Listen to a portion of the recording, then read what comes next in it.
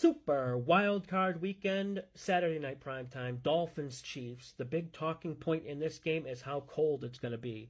We're looking at 0-degree temps with reporters saying with the wind chill, it'll be dangerously cold.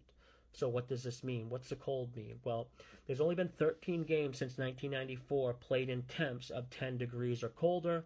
The average points in those games scored were 43, but it's not much different from 20 degrees or colder or 30 degrees or colder. Cold doesn't seem to impact scoring overall. And the field in Arrowhead is heated, so it's not like they'll be playing on a frozen surface. Wind is always the main weather element that suppresses scoring. Numbers show passing rates in cold weather drop only 5%. All the sports betting content creators or sports networks always look for a narrative or talking point with games, and weather is just an easy one, but it's often over-exaggerated of the impact it'll actually have on the game.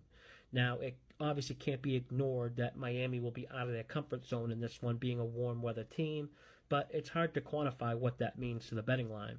What we do know is that KC holds the experience edge. Mahomes and Andy Reid have been here before. Tua is going to be making his playoff debut. KC's also coming off kind of a semi-bye week, while Miami had to play all their guys down to the wire last week. A lot of this clearly favors KC. I think some element of Andy Reid out of a bye week with extra time to prepare, where he has historically dominated, is big. And again, of course, it's not technically a bye week, but from the looks of it, KC last week took that game against the Chargers very lightly, and their focus was clearly on the playoffs since last week. As of this recording, we still don't know the injury status of several Miami players. We know defensively Miami has already lost some key players with Jalen Phillips and Bradley Chubb. These aren't second-tier injuries. These are key impact players whose production can't be replaced just by signing guys off the street. Plus, we found out Tyreek Hill has been in a walking boot, which we learned from video of his house fire. He was limping off the field last week. Jalen Waddle's hurt. This seems like too much to overcome for Miami. Looking at this total and seeing it's the same as the Cleveland-Houston total is pretty interesting. I get that Cleveland-Houston game is being played indoors, but a game with Andy Reid and McDaniels, who are way better offensive play callers, seems like it should be a higher total in comparison. The first meeting in Germany, the total closed 50.5. It stayed way under, but I think the first half for KC in that game was telling about how Andy Reid calls plays in big games.